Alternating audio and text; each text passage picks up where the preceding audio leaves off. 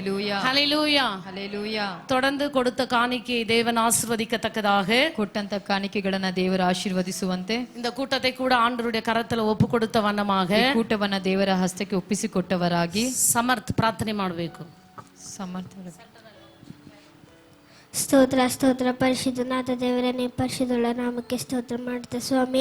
ಯೇಸುವೆ, ಬೆಳಗಿನ ವೇಳೆಯಲ್ಲಿ ಕರ್ತನೆ ನಿನ್ನ ಸಭೆಗೆ ನಮ್ಮನ್ನು ಕರೆತಂದಿದ್ದಕ್ಕಾಗಿ ನಿನಗೆ ಸ್ತೋತ್ರ ಸ್ವಾಮಿ. ಯೇಸುವೆ, ಎಲ್ಲೊಂದು ವಿಷಯಗಳಿಗಾಗಿ ಪ್ರಾರ್ಥನೆ ಮಾಡುತ್ತಿದ್ದೇನೆ ಕರ್ತನೆ. ಯೇಸುವೆ, ಪ್ರಾರ್ಥನೆ ಮಾಡುವ ವಿಷಯಗಳಿಗೆಲ್ಲ ನೀನು ಕಾರ್ಯ ಮಾಡುತ್ತೇನೆ ಎಂಬುದಾಗಿ ನಾನು ನಂಬುತ್ತಿದ್ದೇನೆ ಕರ್ತನೆ.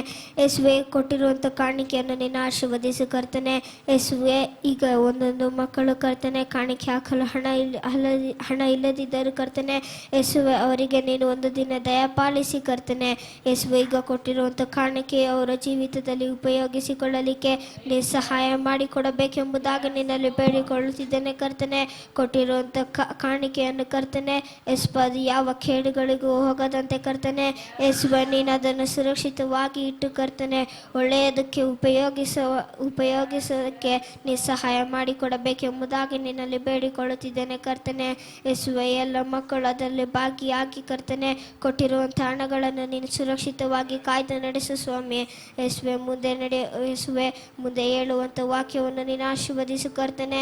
ಯೇಸುವೆ, ಗಮನವಿಟ್ಟು ಕೇಳಲಿಕ್ಕೆ ಮಕ್ಕಳಿಗೆ ಜ್ಞಾನವನ್ನು ಒದಗಿಸಿಕೊಡು ಕರ್ತನೆ.